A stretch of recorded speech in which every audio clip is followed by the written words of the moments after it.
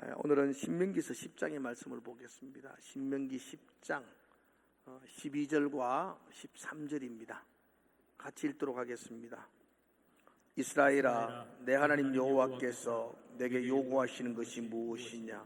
곧 내 하나님 여호와를 경외하여 그의 모든 도를 행하고 그를 사랑하며 마음을 다하고 뜻을 다하여 내 하나님 여호와를 섬기고 내가 오늘 내 행복을 위하여 내게 명하는 여호와의 명령과 규례를 지킬 것이 아니냐. 아멘. 우리 옆에 분들에게 오늘 이렇게 한번 인사하면 좋겠습니다. 잘 가고 계십니까? 그렇게 한번 한마디 합시다. 어디쯤 오신지 아십니까? 그렇게.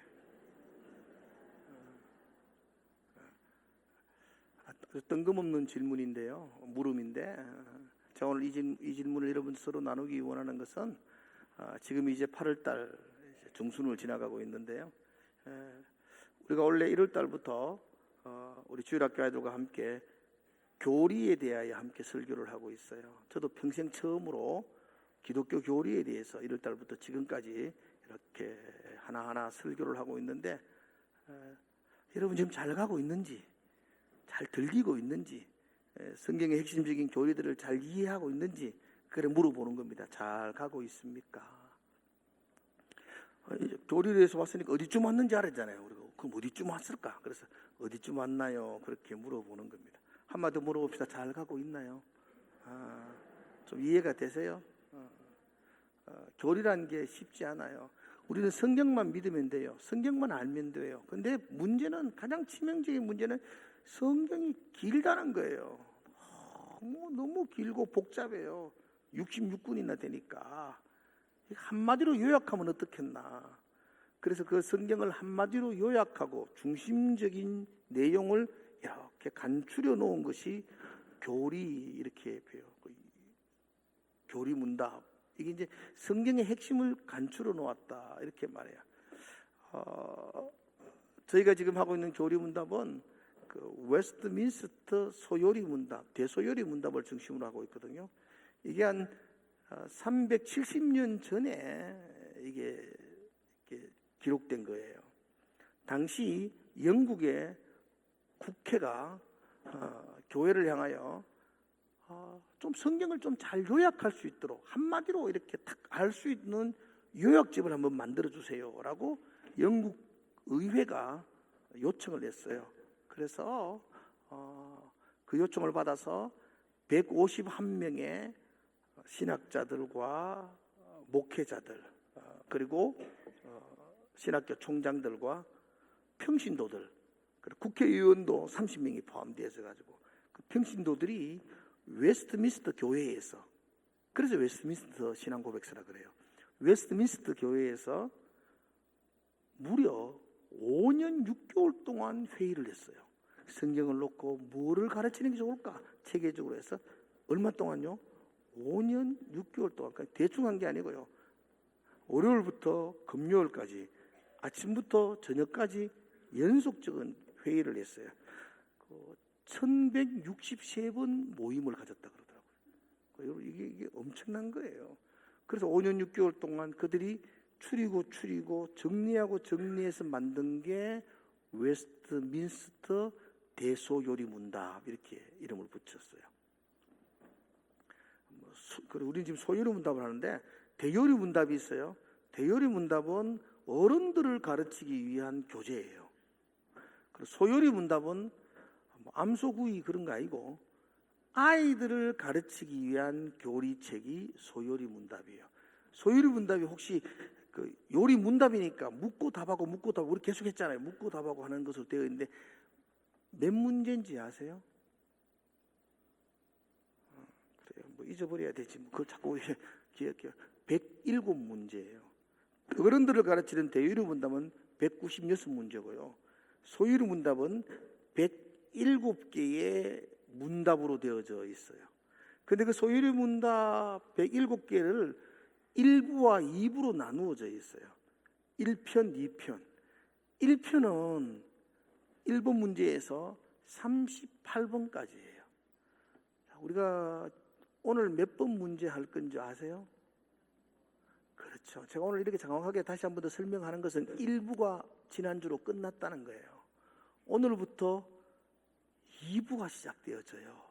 그래서 1부를 대충 정리하는 거예요. 1번부터 38번까지가 소유리 문답 1부, 그리고 오늘부터 39번부터 107번까지가 2부이래요. 그러면 지난 우리가 8개월 동안 1부를 했는데 1부를 한마디로 말하면 어떤 내용이었을까요?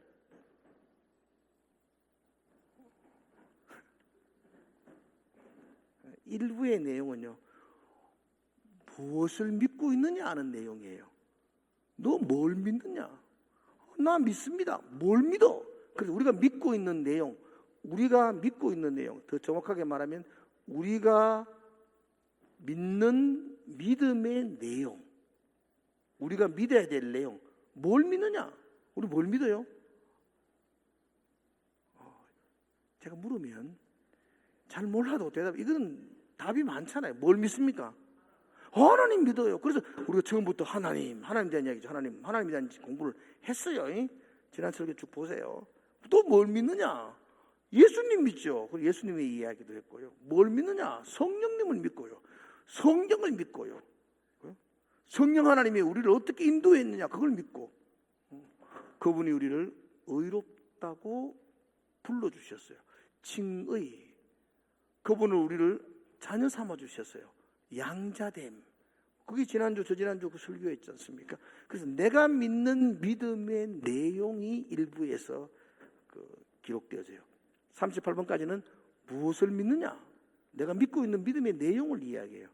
그럼 이제 오늘부터 제가 2부 39번부터 107번까지는 어떤 내용일까요? 믿음의 내용을 이야기했으니까 어떻게 살아야 되는가 이야기를 하면서 왜 갑자기 이렇죠? 여기 지금 적격 불량이 있는 것입니다. 됐습니다. 이제 2부의 내용은 어떻게 살아야 되는가의 내용이에요. 어떻게 살아야 되는가. 믿고 있는 사람, 예수 믿는 사람이라면, 하나님의 자녀라면 우리가 그러면 어떻게 살아야 되는가? 그 말을 오늘 신명기 12절은 이렇게 말해요.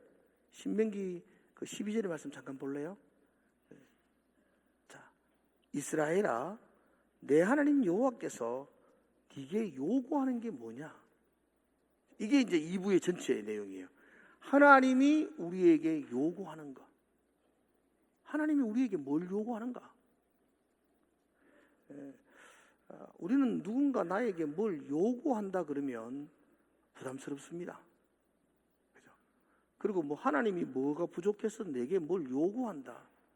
요구하면 안 들어줄 수도 없고, 들어주려고 하면 얼굴 좀 힘들고, 안 들어주려고 하면 체면 좀 그렇고. 그러니까 누군가 뭔가 내게 요구한다면, 그리고 그 누군가가 하나님이라면 안 들어줄 수 없잖아요. 하나님이 내게 뭔가를 요구한다면 우리는 굉장히 부담스럽습니다. 그러나 오늘 여러분 설교를 잘 들어보면 하나님이 내게 요구하시는 것, 이게 우리의 의무와 부담, 그런 것으로 다가가면 안 됩니다. 우린 대한민국 국민으로서 마땅히 우리가 해야 될 의무가 있습니다. 국민의 의무, 초등학교 5학년 때 배우는데 국민의 의무가 뭡니까? 그렇죠. 납세, 세금 내야 됩니다. 국민이 세금 안 내면 안 되죠. 납세의 의무, 또 남자들은 국방의 의무, 교육의 의무, 저는 이거밖에 잘 모르겠습니다. 아무튼 우리에게는 대한민국 국민으로서 누릴 수 있는 특권이 있습니다. 그러나 그 이면에는 대한민국 국민들이 마땅히 책임져야 될 의무가 있습니다. 사랑하는 성도 여러분들, 우리는 이중국적을 가진 성도라는 걸 아시죠? 우리는 대한민국 국민인과 동시에 하나님 나라의 백성이죠. 우리는 대한민국 국민으로서 마땅히 의무를 가져야 되는 것처럼 하나님의 백성으로서 우리가 마땅히 해야 될 의무가 있다는 것입니다. 하나님께서 우리에게 요구하시는 것, 다른 말로 우리가 하나님의 백성으로서 마땅히 해야 될 의무가 무엇인가? 오늘 그 공부를 우리가 이제 한 몇 주 동안, 아니면 오늘 12월 전체까지 그 이야기 하게 될 겁니다. 그런데 오늘 제가 여러분들에게 말씀드리고 싶은 가장 큰 주제는요, 하나님이 우리에게 요구하시는 것이 있고 우리가 마땅히 해야 될 의무가 있는데, 중요한 이야기죠. 왜 그 의무를 해야 되는가? 하나님이 왜 우리에게 이것을 요구하시는가? 그 목적이 무엇이냐는 겁니다. 내 하나님께서 우리에게 요구하시는 것이 있는데, 근데 목적이 있을 거 아니에요. 우리가 백성으로서 국방의 의무가 있다. 그 나라를 지키기 위해서 그 의무를 감당해야 되잖아요. 납세의 의무가 있다. 그건 우리나라를 운영하기 위해서는 세금을 거두어야 되잖아요. 그런 것처럼 하나님께서 우리에게 요구하시는 것이 있는데 무엇 때문에, 목적이 뭐냐는 거죠. 목적이 뭘까요? 오늘 13절은 이렇게 말해요. 성경 한번 볼래요? 13절 같이 한번 읽어봅시다. 13절 시작.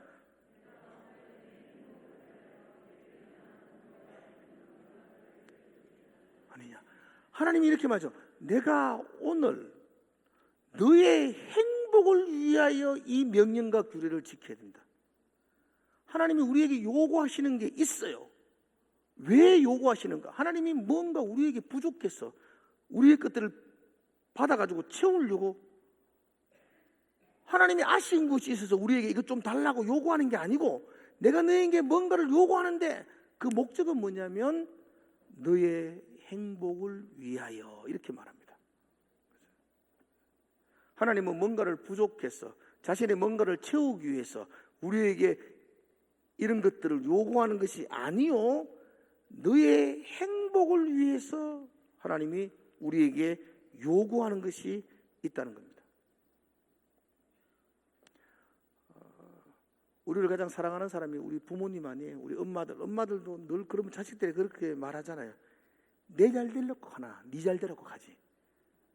많이 들어보셨죠? 이놈아 내가 이렇게 말하는 거는 내 잘 되려고 그러나 네 잘 되라고 그러지. 근데 그 말이 맞잖아요. 엄마가 자기 잘 되려고 자식을 그렇게 하는 엄마가 있지요, 몇 명. 근데 하나님은 그렇지 않잖아요. 하나님은 하나님 잘 되려고 우리에게 뭔가를 요구하는 분이 아니고, 시계 떨어졌습니다. 이거 근무하다가 떨어졌으니까 교회에서 부르줘야 되죠. 장로님들 뒤에 가서 시계 떨어졌어요. 하나님이 우리에게 뭔가를 요구하는 것은 너 잘 되라고 하는 거라는 거죠. 너 잘 되라고.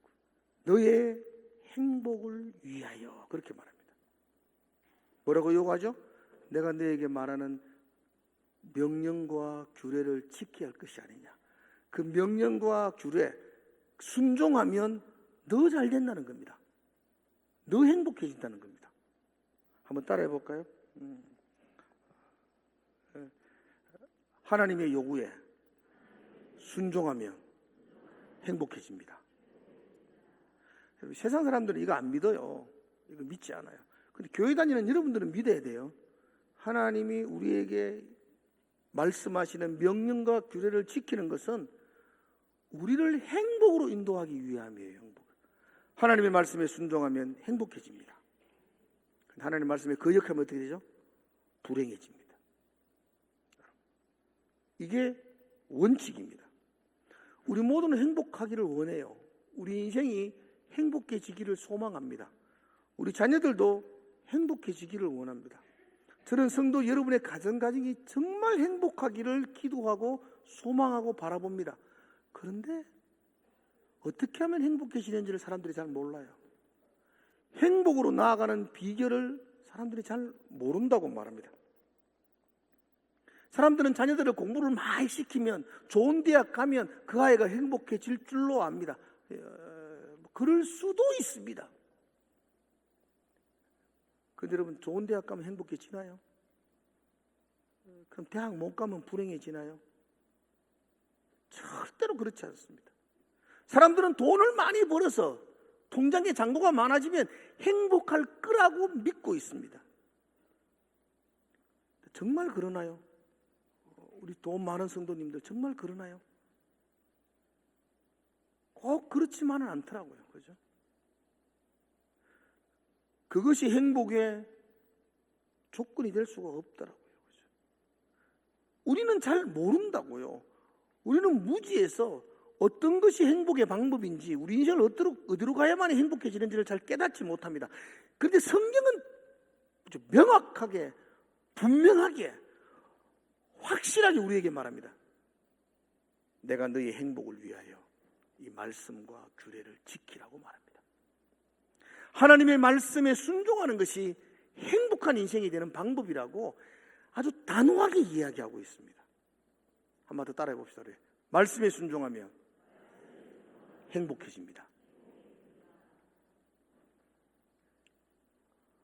세상 사람들은 아니라고 우기지만 여러분들은 믿으셔야 돼요. 어떤 제품을 따라 제품이 만들어지면 반드시 사용 설명서가 동봉되어집니다. 요즘은 그렇지 않더라고요. 요즘은 인터넷 웹을 통해서 사용 설명서 다 다운받아가 보더라고요. 근데 몇 년 전만 해도 휴대폰 한 개 사더라도, 그렇게 크지 않는 휴대폰 한 개 샀는데 사용 설명서가 책 한 권이 되더라고요. 예, 물론 사용 설명서 그거 안 봐도 전화 걸고 받고 뭐 이렇게 휴대폰을 사용할 수는 있습니다.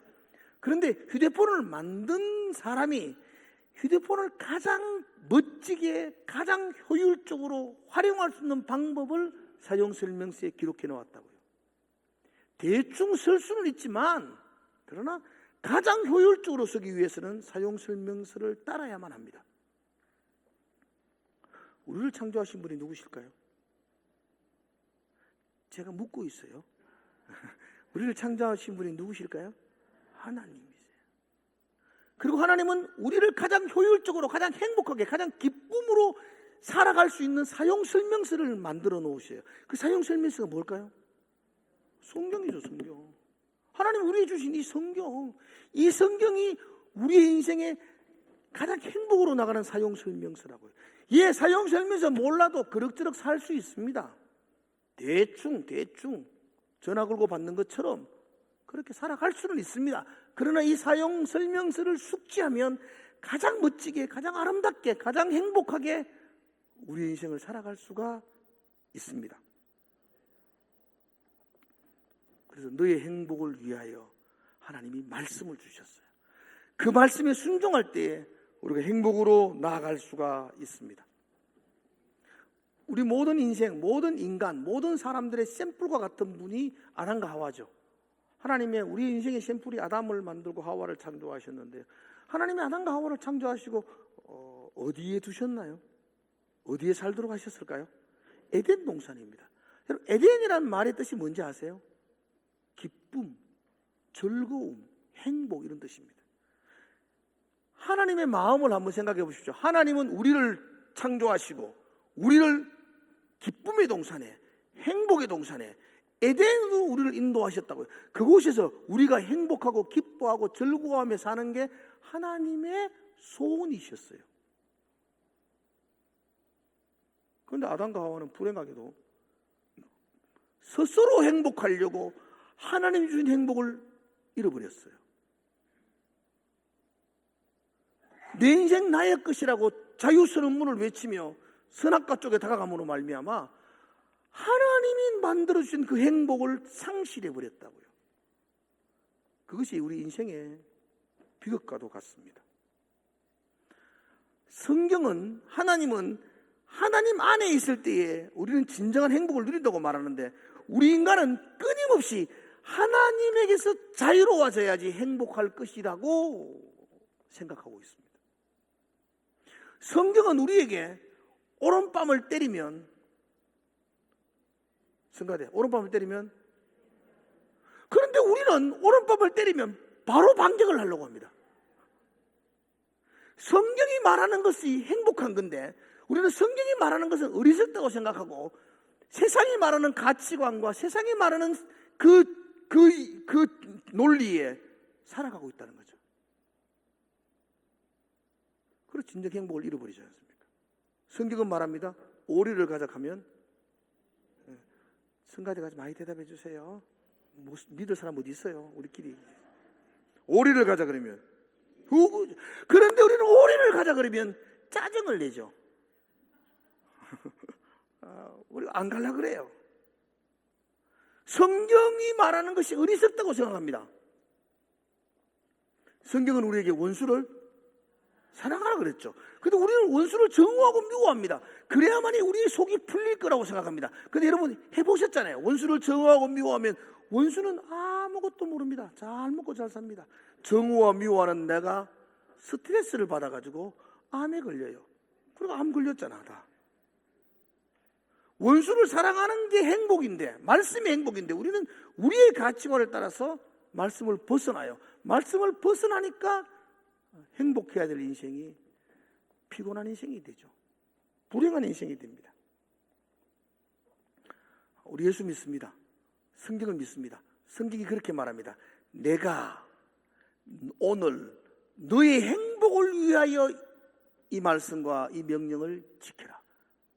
나의 행복을 위해서 하나님이 이 말씀을 주셨다고 이야기합니다.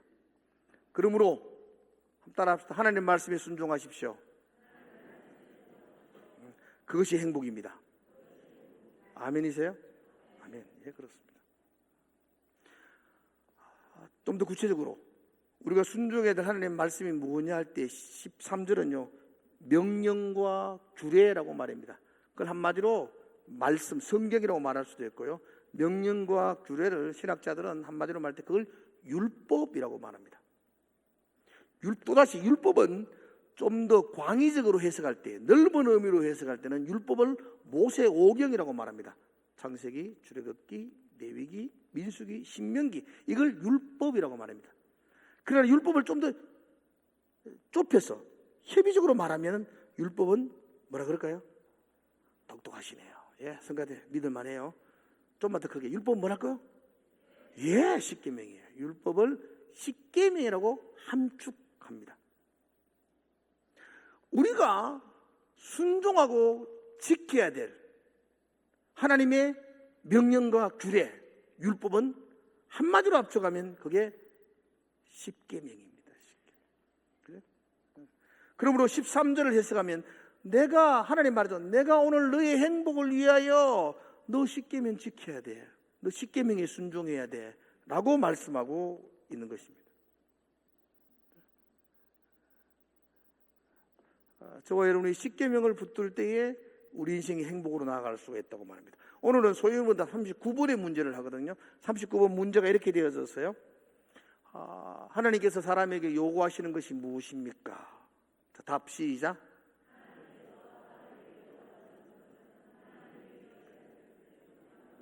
예, 하나님이 우리에게 요구하시는 건 뭐냐?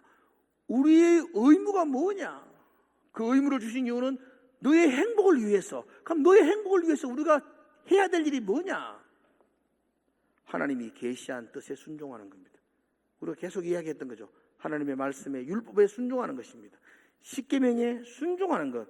그럴 때에 우리가 하나님이 요구하시는 것을 지키는 것이 되고, 그것이 나의 행복을 위해서 말씀하시는 그 하나님 앞에 우리가 순종하게 되는 것입니다. 자, 한마디로 말하면 십계명은 우리가 행복해지는 방법입니다. 마음으로 동의를 하든 막 십계명을 지키는 게 행복해진다 하니까 화가 나든 그래서 따라야 됩니다. 믿어야 됩니다. 한번 따라합시다. 십계명은 우리가 행복해지는 비결입니다. 아멘. 그런데 요즘 안타깝게도 십계명은 교회 안에서 점점 잊혀지고 있는 추세가 있습니다.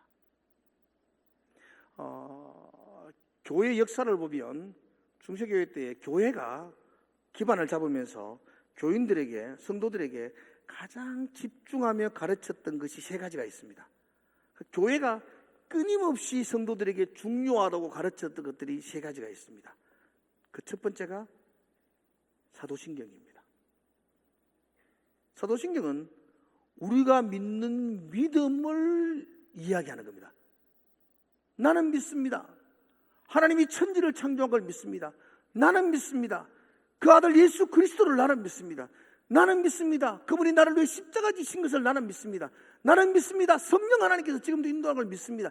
내가 믿는 믿음의 내용을 아주 요약해서 기록해 놓은 것이 사도신경입니다.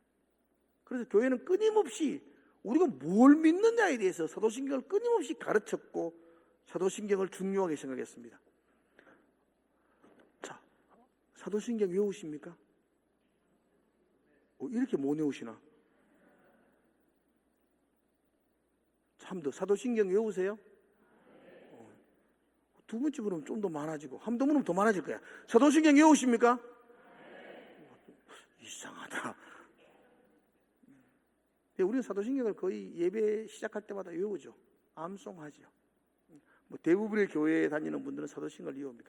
두 번째 교회가 끊임없이 가르쳤던 것 중에 하나가 주기도문입니다. 주님이 가르치신 기도문. 주기도문은 우리 교회 성도들의 소망입니다. 비전입니다. 우리가 뭘 바라보고 살아가느냐? 우리가 꿈꾸는 비전이 뭐냐? 여러분, 우리 성도들의 비전은 좋은 집 짓고 넓은 차 사고, 이게 비전이 아니에요. 우리의 비전은 하나님의 나라가 이 땅에 이루어지는 것, 하나님의 이름이 거룩히 여김을 받는 것, 그분의 뜻이 이루어지는 것, 하나님의 이름이 망령되이 일컬어지지 않고 하나님의 이름이 존경을 받는 것, 이게 우리의 비전이에요. 우리의 꿈이에요. 우리 꿈. 우리 살아가는 삶의 목적이죠. 그 주기도문을 우리는 날마다 암송합니다. 우리의 소망이고 비전이기 때문입니다. 자, 이제 맞춰보십시오. 세 번째 교회가 끊임없이 가르쳤던 것이 무엇일까요? 십계명입니다. 이건 이 땅에서 우리가 살아가야 될 삶의 규칙입니다. 삶의 규범입니다. 우리 이렇게 살아야 돼. 하나님의 나라를 소망하고 믿음을 가진 성도들이 이 땅에서 그 십계명 이렇게 살아야 한다고 끊임없이 교회가 강조했습니다. 그런데 현대교회에 넘어오면서 십계명을 점점 잊어버리고 있는 것 같아요. 자, 십계명 다 외웠습니까? 한번 더 십계명을 순수 안 틀리고 여기까지 다 외우시는 분 아멘. 요건 이제 두 번째 물어도 아멘 안 크게 나옵니다. 외우십니까? 별로 안 크게 똑같잖아. 못 외운다는 거예요. 내가 그래서 어제 저녁에 저도 외워봤어요. 저는 모태신앙이고 목사인데도 십계명 가니까 8째, 8번째, 9번째 헷갈리셔서 다시 보기도 했어요. 예, 우리는 그걸 그렇게 외우려고 노력하지도 않았어요. 그래서 막 이렇게 읽어보니까 헷갈릴 것도 있고 그런 것 같아요. 교회가 십계명의 강조함을 소홀히 했어요. 왜냐하면 십계명이 부담이기 때문이죠. 너 이렇게 살아야 돼. 너 이거 해야 돼. 너 안식일 지켜야 돼. 부모 공경해야 돼. 이게 우리 사람들이 부담스러운 거죠. 부담스러우니까 강조를 안 하죠. 그래서 교회는 결과적으로 세상 속에서 비난을 받습니다. 세상이 교회를 향해 비난하는 이유는 교회가 모여서 예배한다고 아무도 비난하지 않습니다. 여러분 기도 많이 한다고 비난하는 것 아닙니다. 세상이 우리를 향해 손가락질하는 이유는 말은 그럴듯하게 하는데 사는 삶이 말씀대로 살지 않는다는 겁니다. 우리의 윤리가 무너졌기 때문에 세상은 우리를 향해 비난합니다. 십계명이 우리 속에서 잊혀지고 있는 동안에 세상 속에 우리는 비난의 화살을 피할 수가 없습니다. 그런데 여러분, 우리는 이 십계명을 다시 한 번 더 오늘 이 시간에 이제 5분 주 제가 이렇게 설명하고 대충을 설명했을 것이고 다음 주, 그 다음 주 3주의 연속으로 어떻게 살아야 되느냐에 대해 십계명에 대한 이야기 계속 할 거예요. 근데 십계명을 계속 이야기할 때 여러분들이 오늘 꼭 이제 지금부터 꼭 들어야 될 말씀이에요. 이건 꼭 외우셔야 될 말씀인데요. 정말 중요한 것은 우리 십계명 이 제목 자체가 부담스럽습니다. 한두 계명 이러면 한두 가지는 뭐 지킬 수 있는데 10가지를 지키라고 10가지 계명은 그 다음에 형벌이 있잖아요. 대가가 있잖아요. 교통법규 안 지키면 벌금을 내야 되잖아요. 법은 지키지 않으면 감옥소에 가야 되잖아요. 계명이란 자체가 우리 가운데 부담스럽습니다.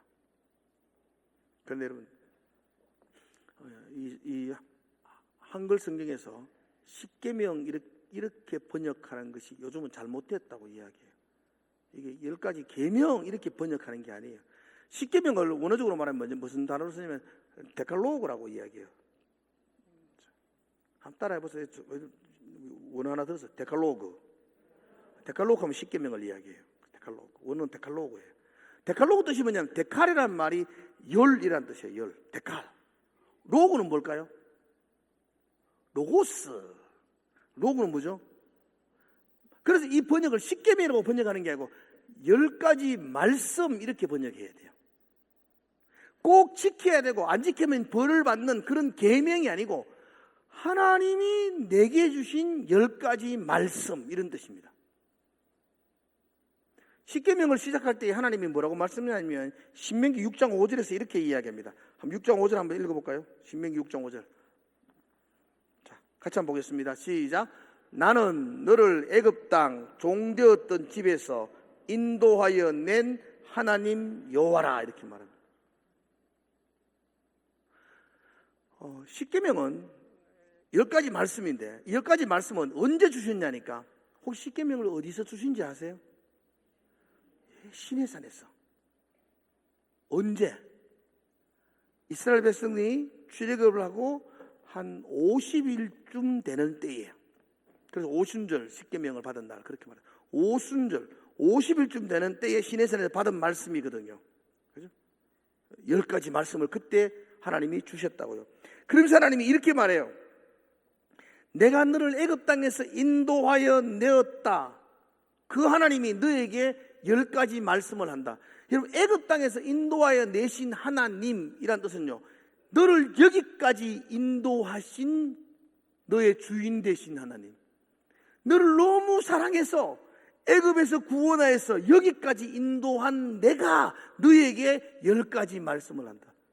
너를 너무 사랑하는 나 하나님이, 그래서 너를 애굽에서 인도한 내가, 이 광야 50일 동안 너를 지켜준 내가 너에게 10가지 말을 준다. 그럼 10가지 말이 나를 위하는 거예요? 하나님 자신의 요구를 채우는 거예요? 나를 위해서 주는 거예요. 나를 위해서. 하나님은 우리에게서 뭘 요구하는 게 없어요. 부족한 게 없어요. 근데 내가 너를 애굽에서 인도해 놓았던 너를 사랑하는 하나님이야. 너가 앞으로도 광야길을 많이 걸어가야 되는데 그 광야길을 잘 갈 수 있도록, 그 길을 행복하게 걸어갈 수 있도록 내가 너에게 10가지 말씀을 할게. 말을 줄게. 이게 십계명이라고요. 이게. 나를 위해서, 너의 행복을 위해서입니다. 이스라엘의 출애굽에서 광야까지, 지금 광야 이 시내산까지 오기 50일 동안에 있었던 일들이 많았어요.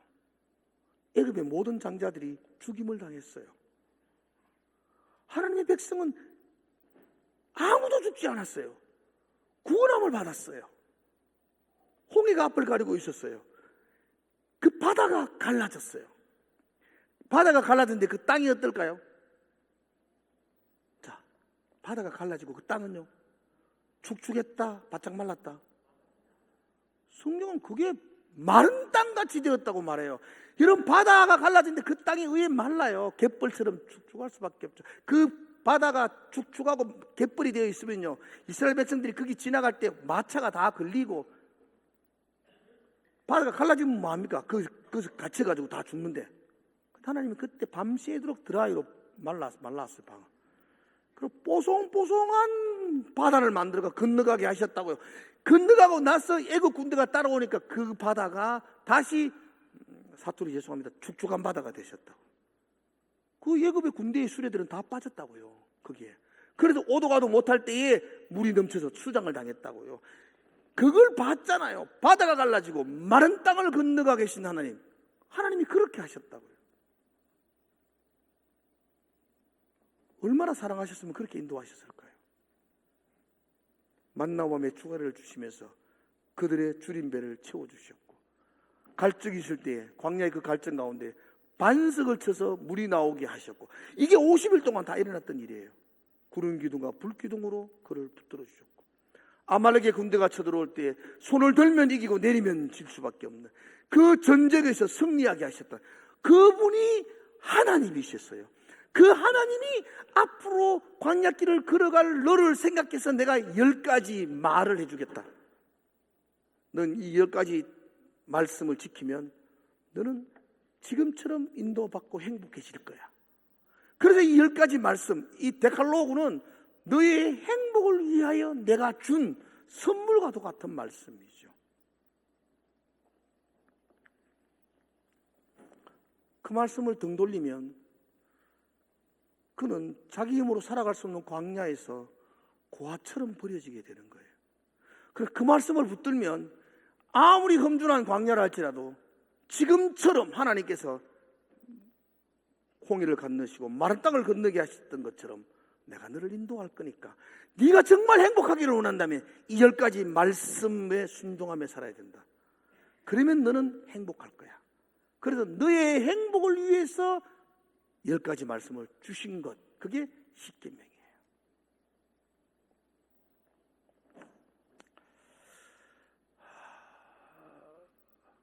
제 나이 이제 60쯤을 맞이합니다. 전 사실 제가 지금 해마다 나이가 바뀌어가지고 오늘 정확하게는 모르겠는데 한 60 됐을 것 같아요.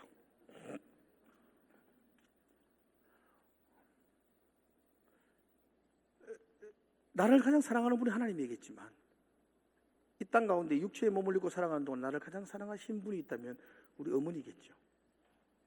내 나이 60쯤이 되니까 어머니의 잔소리가 그리워요. 정말로 그리워요. 어머니 내 볼 때마다 그렇게 잔소리 하셨죠. 운전 좀 조심해래. 성질 좀 죽이래. 목회 교만하지 마래. 저 사실 목회 잘 나갔거든요. 젊을 때 전사 때부터. 온 전국을 다니며 강사하며 청소년 사역했었고 30대 중반에 담임 목사 되었고 진량제일교회 왔었고 삐까뻔쩍에 잘난 건 아니지만 내 능력과 내 실력에 비해서는 참 은혜를 많이 받았어요. 그때 우리 어머니 늘 하시는 말씀, 교만하지 말해. 네 잘나가 된 거 아이디. 교만하지 말해. 게으르지 말해. 그 잔소리가 그리워요. 여러분 보세요. 어머니가 나를 볼 때마다 왜 잔소리를 하실까요? 나를 사랑하셨어. 내가 그 어머니의 잔소리 안에 있을 때 내가 진정으로 안전하기 때문이죠. 십계명은 나를 사랑하신 하나님의 잔소리입니다. 부담이고 책임감이고 의무감으로 보는 게 아니고 정말로 나를 사랑하셔서 자기 아들을 십자가에 내어 놓으시면서까지 나를 붙들어 주셨던 그 사랑의 하나님 아버지께서 내 행복하라고, 내 잘되라고 내게 너 이렇게 해래. 너 안식일 좀 지켜야 된대. 너 바빠도 그날은 좀 쉬면서 예배해래. 너 부모 공경해라. 너 서로 사랑해라.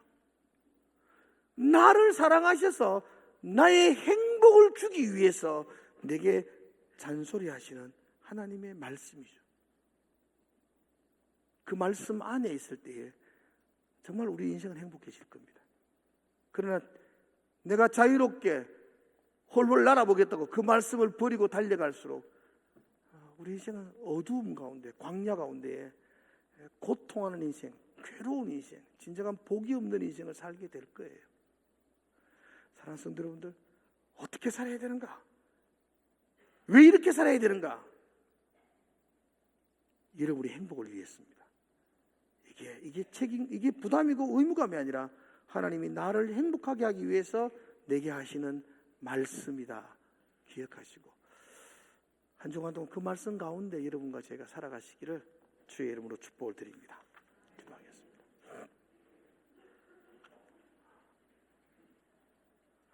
사랑하는 하나님께서 내게 주셨던 나의 행복을 위해서, 나의 인생의 올바름을 위해서 내게 주셨던 10가지 말씀, 이거 하나하나 생각할 때에 그 10가지 말씀을 통해서 내가 진정한 이 땅에서의 기쁨과 행복을 누리는, 다시 에덴을 회복하는 그런 우리의 삶이 되게 하여 주시옵소서. 예수님 이름으로 기도드리옵나이다. 아멘.